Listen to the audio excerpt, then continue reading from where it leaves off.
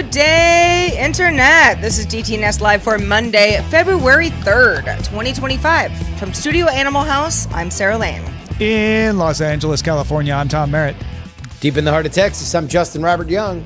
And I'm the show's producer, Roger Chang.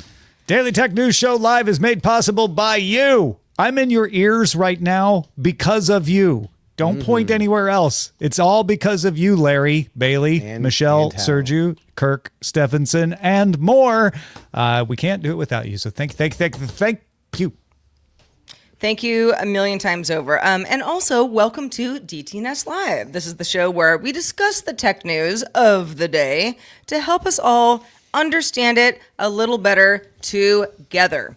Justin Robert Young, how are you doing? Well, you know, I installed a garage door opener yesterday, so I'm feeling great. I mean, well, was it actually, successful? I haven't completed it. I haven't guess. completed it. I'll update you guys. Well, it next was that week. pesky light switch that tripped you up, I hear. Don't get me started. I just ran out of time. If you want to know what I'm talking about, go listen to the bonus episode of PX3. Here we go. It's a wonderful story. Roger Chang, how was your weekend? Good. I had one kid sick, and I climbed on my roof to fix my chimney. Oh, yeah. feel Sounds like productive. the best weekend ever. Man, Awesome. I'm really Sick glad kid, chimney sweep. Just trying to big time Justin with that, huh? I'm glad you survived gremlinsing yourself. You know what? I did this 7 years ago, and at the age of 50, I was a lot less sure of myself climbing atop of the roof. Wait till you're 57 and do it. Yeah, that's going to be fun. You're like, I got to do it. Who else is going to do it? I'm not paying anybody. Chimney sweep. And what about you, Tom? I did not climb on a chimney. I did not fix my garage. We barely got out of downtown Los Angeles ahead of the protests. We had no idea they were going on, and got on the highway as we're coming. We went to the Broad Museum. With angry people following you? We got on the highway. No, and literally people in front of us were pulling over to the side of the road and stopping to look down from the bridge. We're like, what are they doing? What's going on? To our right is a mass of people walking across the 101 freeway, shutting down traffic. To our left is open freeway with no one there. And that's the direction we were going. Nice. Yeah, I know protests are designed to be disruptive. That's the point. But I'm glad that you got out safely. Yeah, I was never worried about being safe, but I was like, oh, we would have had to go around somewhere else, been delayed and lucked out. And I'm glad your free time was safe. Yeah. Thank you. Is that my privilege? Get on your chimney later, Tom, and then let's talk. Yeah. No, I was rooting for it. I was rooting for it over the protesters. Thanks, man. Well, I know everyone listening to the show is rooting for us to tell them the news, so let's do that now. Quick hits, start now. Last Friday, OpenAI filed an application with the trademark product associated with its brand OpenAI in the U.S. Patent and Trademark Office, but also, hinting at new product lines. You apply for broader trademarks than you need. However, they might need a trademark on headphones or goggles or glasses or remote controls or laptops or phone cases, smartwatches, smart jewelry, virtual and augmented reality headsets for AI-assisted interaction simulation and training. Last year, the company did say it was working with Johnny Ive, the former Apple hardware designer, on a special project. The trademark application not only referred to headsets and jewelry, but also robots, specifically user programmable humanoid robots and humanoid robots having communication and learning functions for assisting and entertaining people. We're getting ChatGPT robots, aren't we? They're going to put on a little show. No, I think so. Bloomberg reports that Samsung's executive chairman, J.Y. Lee, has been cleared of criminal charges by South Korea's second highest court, which upheld an earlier decision acquitting Lee of stock manipulation and accounting fraud charges over a 2015 merger. The ruling lets Lee get back into Samsung's mobile and chip businesses, if he so desires, which have seen declining profits over the last couple of years. He has always denied committing any crimes. Yes, the Samsung family is very above board. The Premier of Ontario announced on X that the province's government will end its $100 million contract with Starlink internet service. This comes after the President of the United States announced a 25% tariff on many Canadian imported goods to begin February 4th, causing Canada to, in turn, impose a 25% tariff coming up on U.S. goods in response. A native pornography app for iOS is coming to the EU through the approved Alternative App Store, AltStore PAL, or PAL, which was put in order by Europe's Digital Markets Act, or DMA. So this is actually something that can be done and is happening. On Monday, the AltStore announced the launch of Hot Tub, an aggregator that offers iOS users a way to search and play videos from a variety of, those kinds of websites. Apple explained in a support document that apps still have to go through a notarization process to meet, quote, baseline platform integrity standards, end quote, but alternative app stores can opt to publish unrated apps that may include things like pornography, drug and alcohol use, weapons, hate speech, and others. And the President of the United States signed an executive order creating a sovereign wealth fund for the U.S. We won't get into all the details around that, but one possibility for use of that sovereign wealth fund would be to get a stake in TikTok US. You may have heard that a law went into effect January 19th prohibiting the distribution of TikTok in the U.S. until such time as it divests its U.S. arm to a non-Chinese company.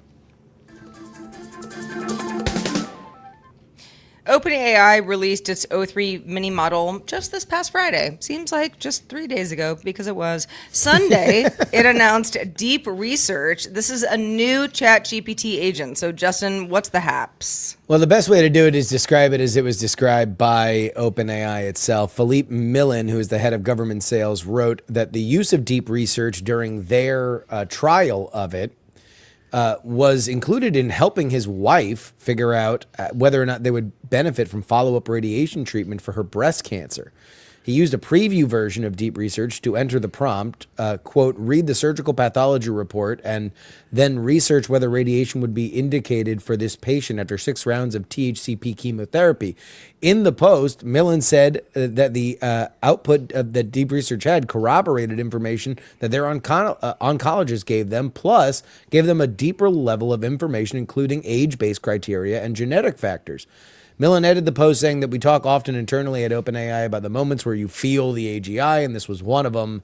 This thing is going to change the world. And the reason why I wanted to lead with this was because we are seeing the rise of these reasoning models.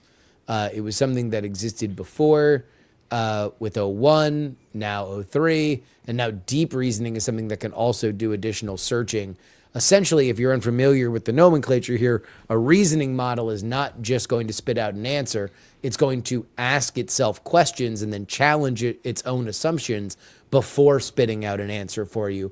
So it gives you a more reasoned way to do things. And it's looked at, especially in the world of medicine, where you've seen a lot of stories like this. This story about a cancer diagnosis is not unique. These are more and more common.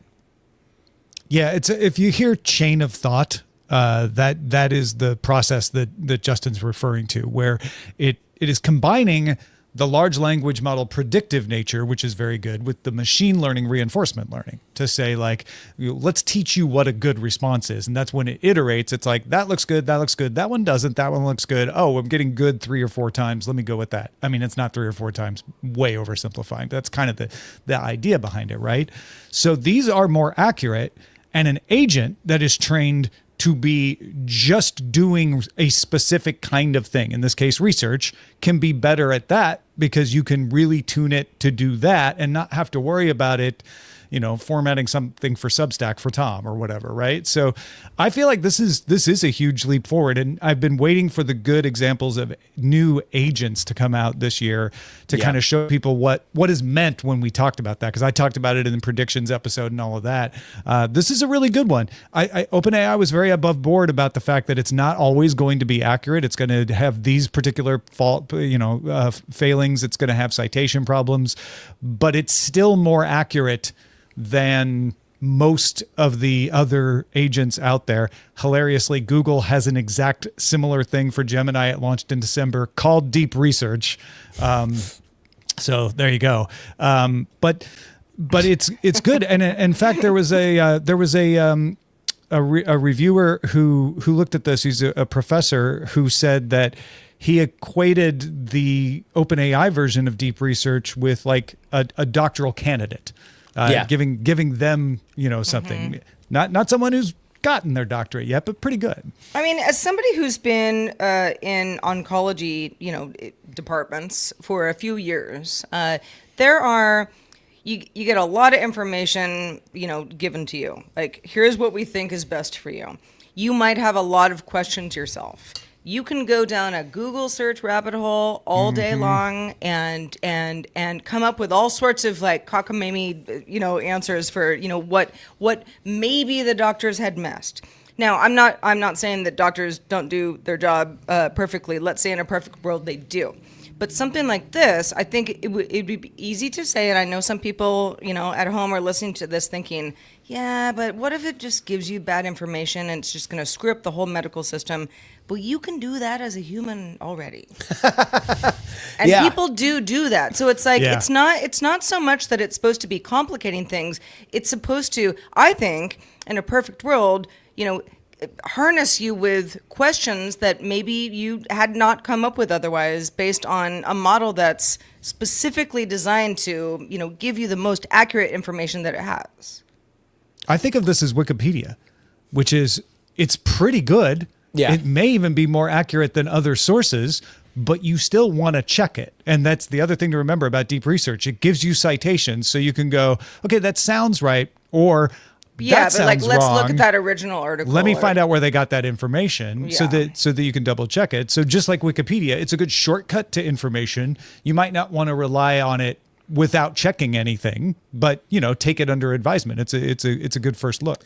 A couple of years ago, I interviewed a person who worked at the New England Journal of Medicine, and he was very bullish on AI and was talking to me about the importance of its role in medical diagnosis. And one of the biggest things that he said is that in the world of medicine, when doctors are being educated, they are told specifically that when they hear hoofbeats, think horses, not unicorns, meaning that if somebody has a pain in their side, it's probably the thing that 99.99% of people have when it's a pain in their side. It's not the extraordinarily rare edge case. But with an AI predictive model, and these are only going to continue to get better, it is finding that rare edge case that becomes the greatest value of it, because it is not there in the midst of a bunch of different other work. It does not have the human failings of saying, yeah, everybody thinks they're the edge case, but nobody really is. This is just a machine trying to consult and predict. And so, there was another example. This was not deep research, but there was another example over the last week where a mother and father were having a problem with their kids' cavities, and the predictive model, I believe it was ChatGPT, was able to correctly diagnose that this was a fairly rare syndrome and not just a diet and lack of brushing for problem. teeth. Yeah. For teeth, yeah. And that was, not only by symptoms, but then also by x-ray. And so now they're going to go see a specialist. In a world with declining primary physician usage, less and less people in America have a primary physician that they just go to see for random stuff. I think that this is going to be extraordinarily important, and I'm glad that it's out there. I mean, it's not even just people not going; it's just the availability of doctors in a lot of areas is winnowing down as a lot of these physicians reach retirement age and leave the medical field because the last doctor that did anything on me was he was like 81. And he was up there. I was still surprised. You don't have another doctor now? Yeah. Oh no, I do now. But now he died, and no. Like, I'm out of medical So this is the thing. I was Was that his dying wish? She's young. Never see another? He was a dermatologist, and I remember this quite well. He actually saw me, and I thought the cane was for me, but it was for him to Why did you come think over. it was for you? What in the heck? Okay, so all right, saying, so I'm just saying, like the number of available physicians octogenarian is doctors aside, I think, in a perfect world, this is designed to let the patient have more power, Yes. have more information, be able to ask more informative questions. And that, it's not a perfect system as we've been saying, but I think it's moving towards something that, as long as the doctors get on board with this, is going to help everybody out. Well, I love the horses and unicorns metaphor, because you can say to the doctor, hey, I know it's probably horses, but this said maybe check for unicorns. Can we do that? You might not normally take the time to check, but could we? And that could catch something. I will quickly relate another medical issue that I've had. This sounds very similar to this. I went to go see, quick. It was my ophthalmologist, and he saw something in the back of my eyeball. He wasn't sure what it was, so he actually sent a picture of it to a colleague of his so he could actually evaluate. And I actually went to go see him, but this is one of those things where a doctor could use it and then help, Whether to refer it or to do a referral or shrink down the window of things. And we're largely talking about medicine in the Western world, which, although it is frustrating and it certainly has apparently a lack of spry practitioners, at least dermatologists, is certainly far more available than it is through a lot of, especially for the bottom billion of people that now, ChatGPT is available via phone. This is technology that is extraordinarily powerful that can aid people in far less privileged circumstances than we do. Yeah. Indeed. For the record, my dermatologist is younger than me, so. So's mine. Yeah. I'll refer mine to these. Granted, I'm 80, so he's 79, but. I was 35 at the time, so All right. Hey, No, it's fine. I don't Why think they're would you around need the anymore. cane? Roger, Listen, he didn't know. This He is was what like, my insurance sent me to, so I went. I hear you. I'm sorry. I know. Yeah. There, a lot of things about the medical system can be improved, specifically in the U.S. Okay, so moving on. AI companies seem to want you to use AI, except when you are dealing with them specifically, maybe wanting to get a job, for example. So, Tom, what's the sitch with job applications and AI these days? Yeah, 404 Media has an interesting article pointing out that if you apply for a job at Anthropic, you may see this notice. While we encourage people to use AI systems during their role to help them work faster and more effectively, please do not use AI assistants during your application process. And then the applications themselves say, we want to understand your personal interest in Anthropic without mediation through an AI system. And we also want to evaluate your non-AI assisted communication skills. Please indicate yes if you have read and agree. I did some poking around and I found a similar policy on Nvidia's application process that says, please do not use AI to assist yourself in the application process. They want to know if you can code. They don't want you to be able to hand over the code.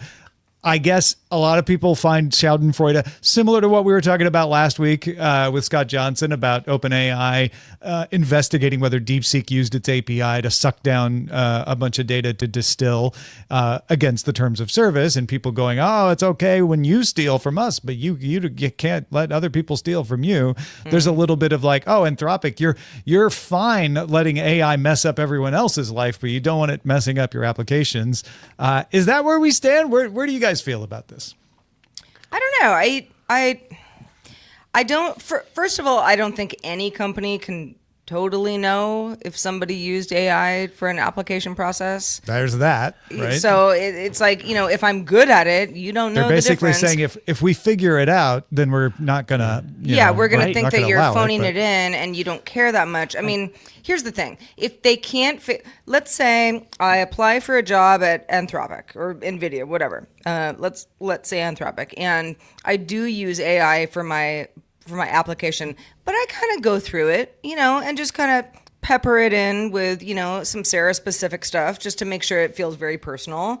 Then, I mean, I don't think there's anything wrong with that. I mean, these are tools that are out there. We all have them. And, how would they you tell? don't have to use them, but if you can. It's not it's not about how they tell, right? It's about if we discover that you did this, then that's not okay. They're just trying to discourage it. They want to Right. hear from the person themselves. Well, and maybe they that's- can't prove it, but they'll kind of be able to I know. tell because there's a But that's voice also- to that's all large also- language models a lot of time. I That's will also say the way that I think, when you use AI, and again, a job application or something that like we do here on DTNS Live is, it's a lot of written material that we then speak later.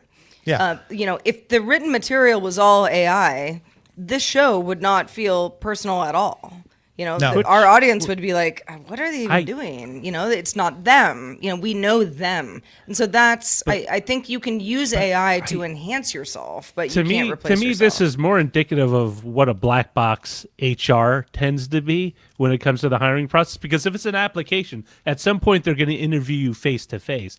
They will be able to determine those elements of your personality to see if it's again. I don't think it's about if we catch you, we're mad.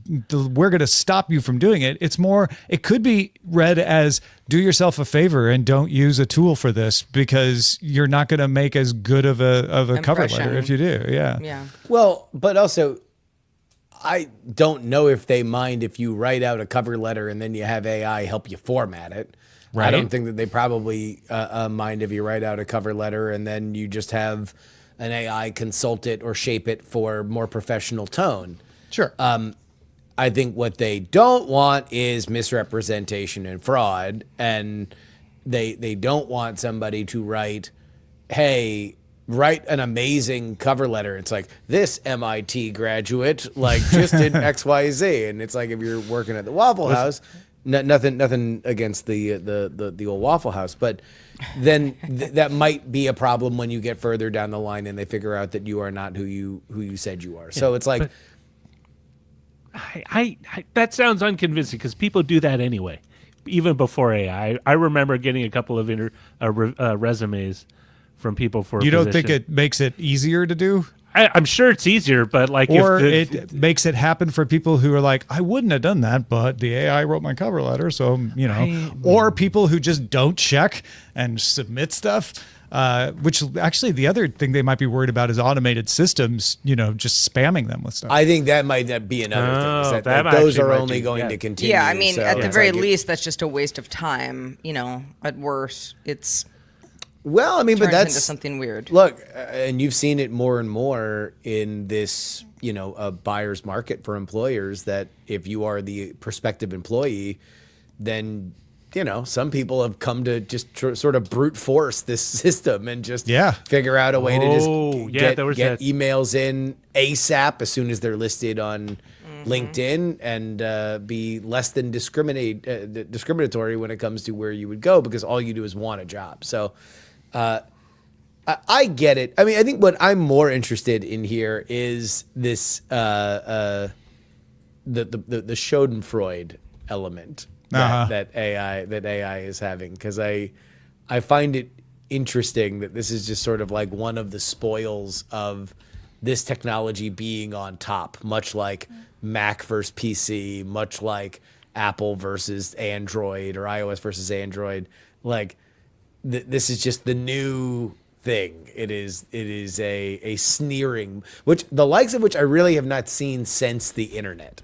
Like the internet itself, that was like you got a lot of like, oh, beep pop boop whatever nerd kind of element, and that's sort of the wow. weird. You did. I totally know what you mean. In fact, there was an article. I'm trying to see if I can put my finger on it real quick, pointing out that adoption of AI has moved much faster than adoption of the internet. Even in let's just take the West. It took more than a decade from the advance of the web. Forget the internet, the advance of the web. It took more than a decade for us to reach 50% usage. We're already at 40% usage of AI stuff. And it's really only been in public consciousness for 2 years since ChatGPT. Not even that. I'm just waiting for... I'm reminded back in the Tech TV days and then the G4 days, which Tom and Roger were with me for. I did a lot of movie junkets. If you don't know what that is, you basically see a movie, see a screening of a movie that's not released yet, and then you interview some of the actors, and then you put together a segment, about the movie. You see this all the time, Entertainment Tonight stuff. And our whole thing was always, because here's Sarah from Tech TV, you sit down and you go, sometimes you have like really good questions, but if you didn't, it was always like, what inspired you to take on this role? And then Mac or PC? Yeah. And most of the time people would be like, Mac or PC, and sometimes they'd be like, why are you here? Why are you asking me this? And I'm like, I don't know, it's, tech angle kind of thing. Oh, good times. Good times. Yeah. But no, evidence that people like a lot of times didn't even know what you were talking about with something that had been around for a decade versus AI. They may not have used it, but if you were to do that junket and ask them about it, boy, will they have an opinion about it. They will know what you're talking about. Very much so. I think the market in this case is moving far faster than the market for internet applications did back then. Like it was an outsider to the mainstream, where now it is probably too far into the mainstream. Like we're days away from Super Bowl Sunday, where we will be drowned in ads about AI for features that nobody likes or wants to use. Yes. And it has nothing to do with whether or not AI is a powerful technology. It's just that Google, I don't need you to summarize a 4-word email. Well, and also I think, when the internet first, came around, people who wanted to care about it did, but it wasn't coming for your job on day one, and AI, which also isn't, but a lot of people are like, whoa, hold on, how's this going to change what I do day to day? And the internet took a while to get people to the point where they're like, oh, this is how my life has changed because of this. Yeah. This is a And tool that I eliminated so many enjoy and I jobs. use. But it has happened quite quickly. Well, folks, what do you think about all of this? One way to let us know is our subreddit. There's some good conversations happening over there. You can submit stories and vote on them right now at reddit.com/r/Daily Tech News Show. All right, Roger. Word on the street is that some chaos broke out in Tokyo over a raffle to buy Nvidia's new GPUs. They are, a hot commodity, but what happened? So Unicom, the owner of PC Studio, it's a computer chain store in Tokyo, has issued an apology after a lottery. They gave out a raffle to buy new NVIDIA RTX 5090 and 58 GPU cards. Became chaotic, causing damage to the neighboring kindergarten and signage at its store in the Akihabara district. The store wanted to sell a limited stocks of NVIDIA's new GPUs in a fair manner, so they came up with this raffle. The staff of 25 people were overwhelmed by the crowd that actually showed up. They were expecting a lot less people. By some estimates, around 400 people were trying to just get in the raffle so they could win an opportunity to spend either $1,000 or $2,000 on one of these GPUs. Now, outside of Japan, tech news outlets like The Verge and YouTubers like Steve Burke from Gamers Nexus have also highlighted what they call a paper launch, where NVIDIA has officially launched a product, but very few to any of these GPUs you can find in any stores. In some cases, like Micro Center, there was maybe 5 or 6 available in the store as in that area. And so a lot of people wondering, like, where are all the GPUs? Why are you launching your product and there's no product for people to buy? And a lot of theories have been kicked around. One has been, of course, NVIDIA wanted to sync up with the partners that they have, so Asus, Gigabyte, people who make stuff that the NVIDIA chips are going to exactly. Yeah. And they time it with the CES announcement, so they all have something to show. Some have suggested perhaps a pre-tariff anticipation, and so they tried to get ahead of the curve, which sort of doesn't make sense. Yeah, if the chips haven't crossed the border yet, I guess that doesn't really make a lot of sense. And then finally, the other one is to fill the product channels before the competitor, AMD, can, except that AMD isn't Except they're not filling the channel. Yeah, so they're not filling the channels, and they're not competing at that high-level price point. So why would you issue Why would you? I mean, these things aren't cheap. Again, 50, There was a 80. lot of scuttlebutt about yields with the new AI chips, Yes, which is the- H100s and beyond. I wonder if NVIDIA just has a more widespread yield problem. I don't know that, but that would make sense too. And they don't want to announce that, so they keep the launch date, but just the supply is constrained. Because I mean, they make most of their wads selling those server chips. Like the GPU side is good, but Actually, that's a fair theory, is that they were having yield problems with those. They had to throw product line manufacturing to those, delaying the ability to create the 5090s. And they're like, just put what we have out there and we'll catch up eventually. Yeah. And they say right now, maybe in the next 2 months, they'll be back up. That's to a speed. long time. But, I mean, this is the thing. People are standing in line to spend $2,000 on one of these, which is a lot more than I'm willing to spend. I mean, Akihabara is known for two things: hostess bars and electronics. So it's not surprising. This is the place where they had the chaos. Yeah. But you'll see lines. You'll see lines at Best Buy. They did see lines at Best Buy or Micro Center. I mean, granted, not as big as this, but you're looking at 40, 50 people waiting to see if they had a chance of picking up one of the 6 cards available. I find it a Best very... Buy should add hostess bars. I mean, I've often wondered that. It's... I mean, Have you? this is one of those things, if you're a store, it's not a bad problem to have, because then you can upsell them. Well, hey, you can't get one of these, but have you tried one of these video cards instead? It's a lot cheaper. You'll be just as happy. Yeah, some people will go for that. You'll get a little. I mean, that's bit what they of a do lift. at the dealership every time I go. Sure. They don't have the model I have. We don't have that model, but we have one in gray. Yeah. We have one that has way fewer of the features that you're looking for. And it's in a color no one in their right mind would ever buy. But maybe here you it will. is. What do you think? Yeah. Let's get this over with. I don't think NVIDIA would encourage that. That's just if anyone's doing that, they're taking advantage of a situation. It's not part of the plan. Right? I mean, it's also, the idea of scarcity. I mean, sometimes that's a supply chain problem. It's not what the company was looking to do. No. But you can also, introduce some scarcity and get people really interested, which sounds like it went just a little too ham in this scenario. Yeah. I don't think they needed that, though. People were very interested in the 5090 anyway, although it was criticized for being too expensive. And now it's even more expensive because the only way you can get it as a reseller is going to gouge you on it. Yeah. And those are eye-watering prices. It's like that's more than double my mortgage payment. Honestly, Yeah. if you look at I those was scalping prices. expecting there to be fewer 5090s than people wanted because it was so hotly anticipated. It has been more supply constrained than I would have expected. Yes. It's some say would almost 50, some would say like 30 to 50%. Some outlets are saying they got one. They ordered 120 and they got one shipped.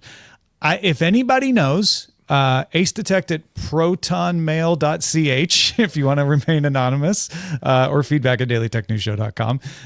If anybody has, credible theories where you're like, I've been in the industry, I've seen this before, this might be what's going on, let us know, because I haven't seen an explanation that makes perfect sense to me yet. And the one that makes the most sense to me is the one we just came up with earlier, which is they had to devote resources to the H100s and such, and therefore got behind on the 5090s, but didn't want to delay the launch of them because of that. They'd rather deal with this than delay the launch. Also, I don't totally know what happened to the kindergarten, but leave the kids alone. Yeah. Oh, they just, didn't. Just wait in the a school queue. wasn't in session. They damaged the fence that belonged to the kindergarten. Oh, just a fence. Okay. Yeah. I was imagining kids I was running not and suggesting screaming. children were harmed. Oh, okay. I'm just saying, I know what you want. You want the GPU. Just wait in line. Let's stop pulling down fences. Calm down. Yeah. Calm Yeah. down. Yeah, Japan. Everybody Raise fences. Yeah, Don't pull them Japan. down. Single file One of the line into the slowest hostess countries on the bar. planet. We'll all take a breath. Yeah. Exactly. That is one of the things I've never done in Japan. This fine lady dressed like Zelda will be happy to serve you a coffee. She'll be and happy chat to with you. talk to you. Yeah. Tokyo, fun city, fun town. Meter's running though, so Yep. keep an eye on it. Well, I don't know what everybody was doing last night, but I was watching the Grammys yesterday evening. Me too. I'm a Grammys person, so I'm red carpet 3 hours in advance, not on it myself, but watching. because once the show starts, you can't see what everybody's wearing because they're all sitting down. Anyway, Apple announced a few months ago that Kendrick Lamar, who swept quite a few categories at the Grammys last night, would be headlining the Apple Music Super Bowl halftime show happening on February 6th, which Apple pays for. You know, it's the major sponsor. So Kendrick Lamar won 5 Grammys last night for his song "Not Like Us," which is well, we've talked about this in GDI's past. So if you know, you know. Now Apple has added a few Kendrick Lamar themed workouts for its Fitness Plus subscribers, giving 1 month free trials of Fitness Plus if you're not already a member. Otherwise, it's $10 a month. I pay for Fitness Plus, and I find it of value to me, for sure. I really think you need an Apple TV and then a large monitor and some space to make it work for you. Mm-hmm. But you can do it on iOS or iPadOS or Mac OS for that matter. I do think that, the Grammys aside, because the Grammys more or less went the way I wanted them to. I'm a big Lamar fan myself, so, I was glad when he won. But I love the idea of, your favorite songs being packaged into a way to incentivize you to work out. It works for me on MetaQuest. When I'm playing Supernatural, it really makes a difference. And it's sort of like if you're going on a road trip, and you put on your favorite album. It's like, get you pumped. This is a fun hour. Yeah. And it really works. A lot of people would say Peloton has a similar thing, but what I think you're saying is they're not like us. Yeah. No, they're not, and getting less so every day. From what I know about the inner workings of Peloton, but yeah, it really is. I think a huge incentivizer. I mean, if I walk into the gym that I belong to down the street from me, they're playing whatever they're playing. I have no say in the matter, and it's not like it's bad. But it's not, like my playlist. Well, yeah, that is the cool thing. Is like you can have it be your songs. Yeah. And if you're a fan, this actually is, all kidding aside, a little more along the Peloton lines. You can say, well, I have a favorite artist. Pick a playlist based around that artist that fits the workout, right? Like you're the expert in the workout stuff. Curate that for me, and that's what's cool about this. Totally. Can I bring up a tangential point about Kendrick Lamar and the Grammys? Absolutely. Okay. So, he won for Not Like Us, which if people are not aware. He won Song of the Year, Record of the Year, Best Music Performance Video, of the Best Year. Rap Performance, and Best Rap Song. Not Like Us is not on any album. He did not. It is not on his latest album, GNX. Not like he would have won over Beyonce for Album of the Year, but he couldn't have because it's not on an because album. it was not on an album. Yeah. And it was because of the back and forth that he had with Drake. But it got me thinking, is like part of the reason why that song got to the level it got, and we had this moment last night as he was winning for Song of the Year, where the glittering crowd of music royalty is singing in unison A minor, is because it was omnipresent. Now, why? Radio is gone. MTV is gone. Like, yes, it had a music video, but really the thrust of the back and forth between Kendrick Lamar and Drake was on YouTube and Twitch. That's where it lived. It lived with streamers. It lived with React videos. And React videos is my favorite thing now. I didn't even really care about them until this. And so it's like, it really shows you that is now king media. Like think about it like that. Twitch and YouTube are radio, are MTV level powerful with the music industry. And that might be a commentary on the music industry. That might be a commentary on the power of these platforms. But it is, fascinating to me that when like Kai Cenat is there at the Grammys, he's basically like Casey Kasem to bridge generations. Like, he's that powerful of a power broker because it was him freaking out over these songs that made Not Like Us the culminating kind of moment of that feud last year, the hit that it was. Not to say that Not Like Us isn't a great song. It is a great song. But it's really funny when it was played multiple times last night that, like, the lyrics are very specific to a beef that happened a year ago between two different rap artists. And to the point where I'm like, okay, well, if you're performing at the Super Bowl, usually, whoever the, marquee artist is, it'll be a medley of, different songs from, their most popular hits. But I'm like, how are you going to do this? How are you going to do it? Like, I'm sure someone's going to get creative, but it's like, you can't say that on network television. No, but not in its current form. They blank stuff out all the time and adapt songs, and you saw it on the Grammys last night where people were changing words to be like, oh, okay, this is going to be on broadcast. So right, it'll be fine. Like it might lose some punch here and there depending on how they do it. I just think I'm looking forward to it. I'm looking forward to how this will creatively be a thing that, everyone's A minor, like, A minor. What are we doing? How are we going to do that? We'll find out. But that there's no problem with broadcasting that. That's a double no, entendre. It's the lyrics around that. Yeah. What Justin was talking about reminded me that with the fact that everyone has forgot that TikTok in the United States is still prohibited from being distributed, meaning that a lot of companies are like, I don't know if I'm supposed to do business with them or not, even though there's nothing in the law that says you can't advertise with them or anything. The Super Bowl will no longer have TikTok sponsoring its tailgate concert, the one that happens before the Super Bowl. Was that previously announced? It did do that. TikTok was supposed to sponsor it. Now, TikTok may have backed out because they don't want to spend the money on it right now either, because you can't go download TikTok in the United States. But YouTube is taking it over. So the Post Malone concert, the tailgate concert, will be sponsored by YouTube, and they'll live stream it on YouTube, which is a big benefit for YouTube because of all the stuff you were talking about, Justin. Like they get to grab that real estate and get the React videos and things talking about the YouTube live stream of Post Malone.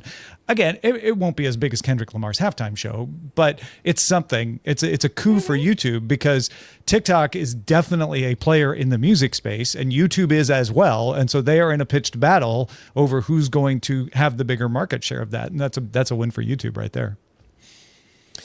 Yeah, it's. I mean, there's an endlessly fascinating rabbit hole of exactly where TikTok lives in this. By the way, an addition and speculation to something that was mentioned earlier in the show, rumors today from Politico that China is excited to start negotiating with President Trump because they believe that one of the things that might be able to have Trump remove the impending 10% tariff on their country is a lighter touch in TikTok negotiations. So something that I think we even speculated on this show. So if China backs up, which they've already backed off a little bit by saying, oh no, it's ByteDance's decision, not ours. Whereas previously they were saying, no, they would not be allowed to divest it. They would get even looser about that. Allegedly, that is part of what they want. This is the rumors, the reporting by way of Politico. By Politico. So it's like, we don't know. It makes sense. Like it is my belief that this is all being done to make negotiations happen, and that's the kind of thing you want to see happen. If you're, calling someone's bluff, is to have them blink. Well, but also it's like, a lot of this is a lot less interesting in a post-AI world when the algorithm for TikTok matters a little bit less than it did. It's not unassailable anymore. So it makes it easier for China to go, well, it's not as much of the deep, dark crown jewels as it used to be. We've got other things. So sure, you can have it. Yeah. But no, yeah, I'll tell you what, I'm very excited. I'm very excited for Kendrick Lamar's halftime show, though. I saw him live with the TDE family. So it was Schoolboy Q, J Rock, and SZA a couple years ago, and that was a fantastically produced show. It was probably the most high budget hip hop show that I've ever been to, and I think that's going to probably play into the production there for the halftime show, which I think is going to. They be used outtakes gigantic. from Beyonce's halftime show for the Netflix Christmas Day broadcast during the Grammys last night. Yeah, That was huge. This is going to be that level of huge, I think. it's going to be gigantic. Yeah. What do you think he starts with, Sarah? What's the first? I don't know. That's a good question.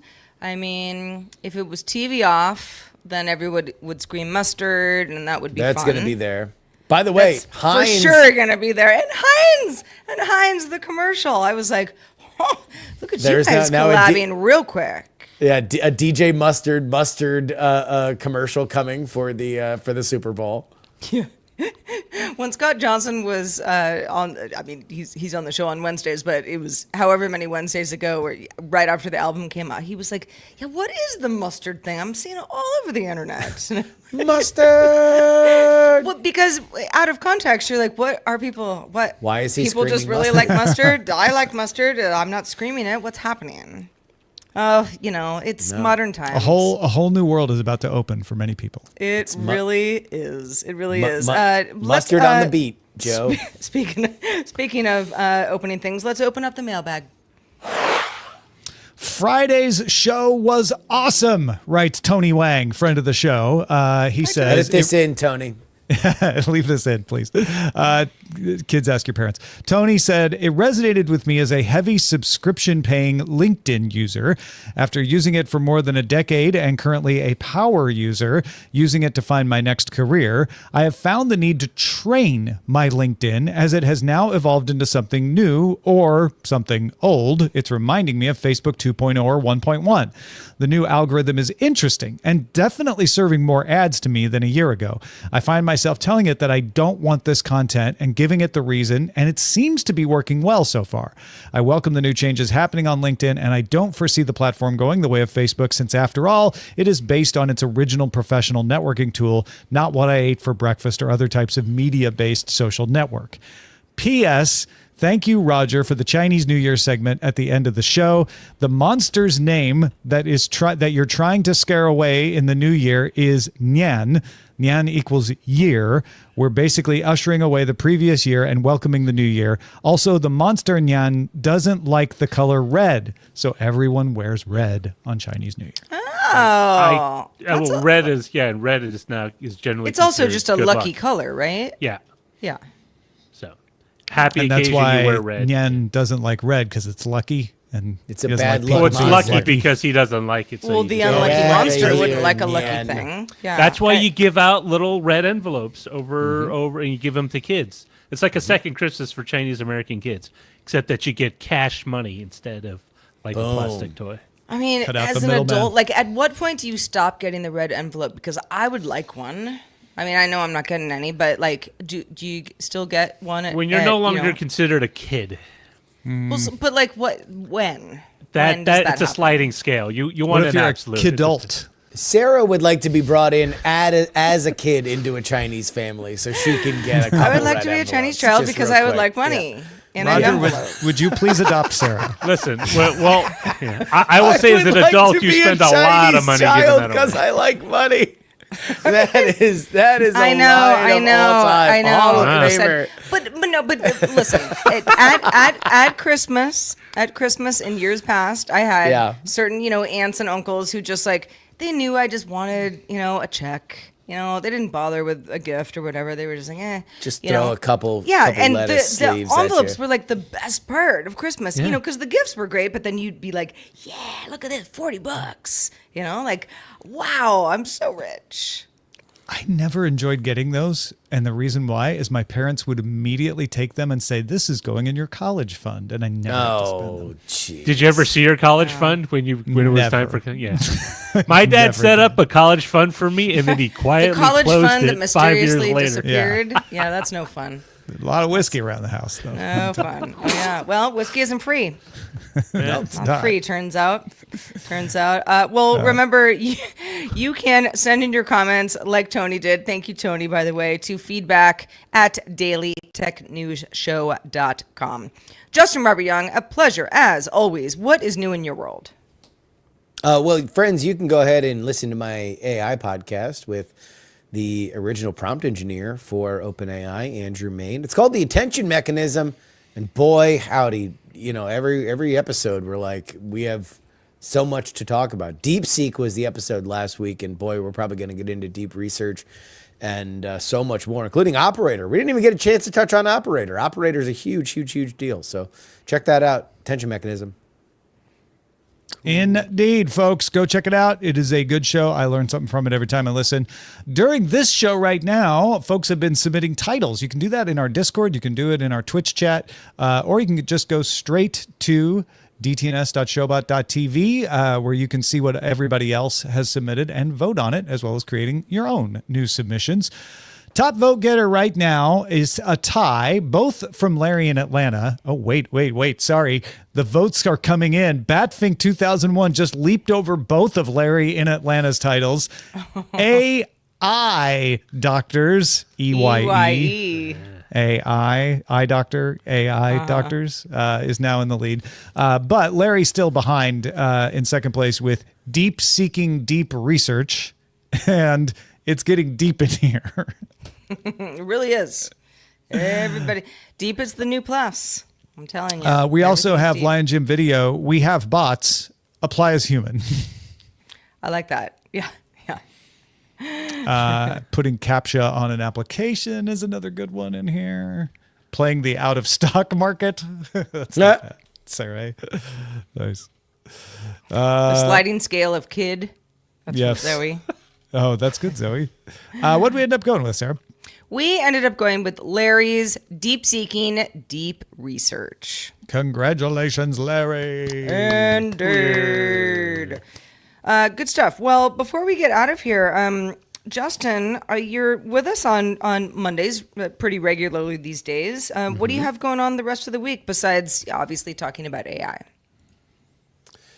Oh, man. Well, there's just a wealth of things to cover in this political system of ours. So she wants to know if you're going to finish your garage door opener, I think. Hopefully Well, tonight. that, and also what's Bella eating for dinner? Just the usual. Bella is still a milk drunk baby.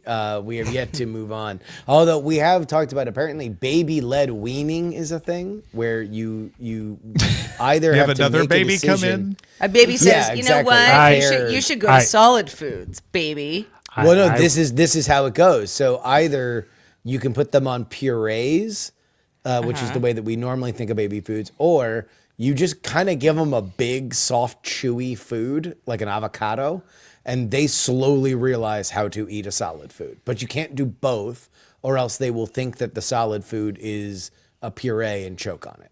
Oh, I see. So it's we like are they have actively to, getting we are actively getting into two decision gates. First, one that isn't really a decision, just something that's going to make us sleep less, which is teething. And then the second is the big decision on how we go in terms of introducing solids to the sweet baby Bella. I've got an idea, Justin. What's that? Threaten tariffs. Until Bella agrees to eat solid foods. I think we're gonna Breaking news. Yeah, you want Canada's that avocado? Justin Trudeau says the U.S. has paused tariff implementation for 30 days to give them more time to work on an agreement. So that So we got Canada and Mexico now paused for 30 days. 30 days. 30 days. Yeah. All right. Yeah. Which some people were saying that these were negotiating tools from the beginning, but Some people were saying that. More than one person, but I'm looking at one person on my screen right now who said that. Yeah. But and it's me, but also Justin. Damn. Well, to go back to how my baby is going to eat solid foods, I think we are going to go with purees, but it's going to be exclusively mustard. Can you imagine like a baby just eating we got Dijon for breakfast. We're going to go straight up French for lunch. She is A spicy brown for Ashley's- dinner.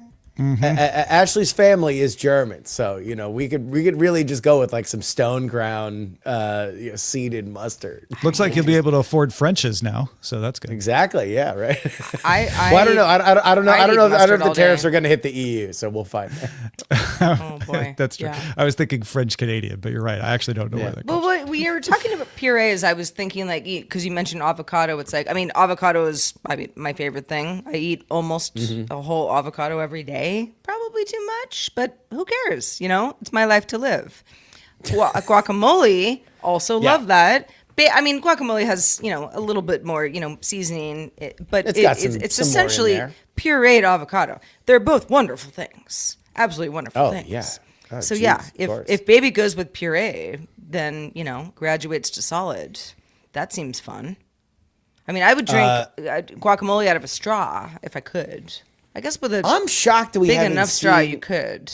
Is it Actually, a because good idea. avocado's expensive that you don't see them? Do you see them in smoothies? I guess I don't have enough smoothies. Oh no, yeah. Did somebody just? There's like an avocados avocado go in smoothie? smoothies. You have to. Yeah, but you're know, right. You don't see it as often as like kale or other green items. I No, think it's it probably actually because works they're really pricey. well. You know how bananas are like almost Yeah. in every smoothie because it Right. helps like thicken everything. Avocado works the same way. It's not as sweet. So if you're like, oh, banana's too sweet for me, go avocado. That's genius. Yeah. No, it's a good one, but you have to use different fruit. It's a palate thing. You got to make it work for you. I don't know, Roger. What's your smoothie of choice?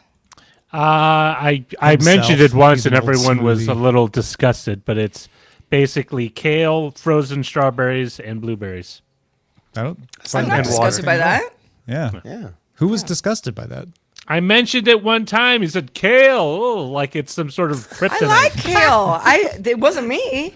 I like kale. I was waiting for you to drop like mayonnaise at the end of Yeah, it. Like, or your No, no. your own ashes, which is How would I drink my own ashes? Listen, Roger, we're not drinking I have your all ash my smoothie, limbs. okay? But the no, kale's fine. off the end of your cigarette.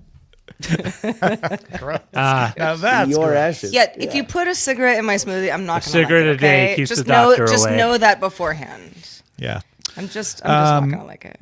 Well, before we get out of here, I do want to thank the folks who are making the show possible in all kinds of ways. Our patrons at patreon.com/DTNS. Love every single one of you.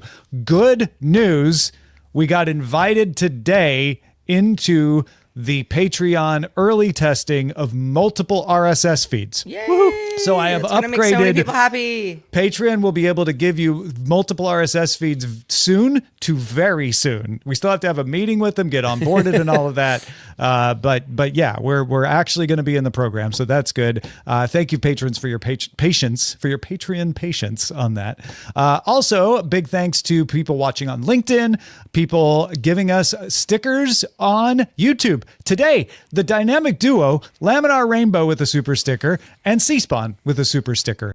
And for those of you who are like, what is this? It's a way for them to just pay for something. They show up in chat. It's fun for them. We get some money. Everybody wins. So thank you, Laminar. Thank you, C-Spawn.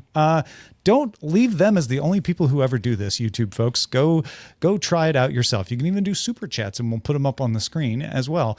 Big thanks to the folks on Twitch. SW Texas cheered us with 100 bits. Again, just a way for people to pay for stuff to support the show. PC Milesy, same thing. Willie Scott, 62-month subscription. Thank you, Willie Scott. There was a hype train going on earlier. Got lots of bits out of that. Zoe gave us 100 bits. Sundayu, good to see you back. Been subscribed for 56 months. Nick with a C for 56 months. Razin, 57 months. Oh, Nick with a C says, happy Groundhog Day, internet. Zoe brings bacon for 69 months at tier 1. Look at Dent Masterson over on YouTube coming in with the super sticker at the last minute. Thank you, Dent. That's very wonderful. What else we got here? Oh, that's it for the Twitch folks. So thanks everybody for supporting us however you can. Really appreciate it. Thank you, Dent. Indeed. I did not realize Groundhog Day was yesterday. February 2nd. Yeah. Huh.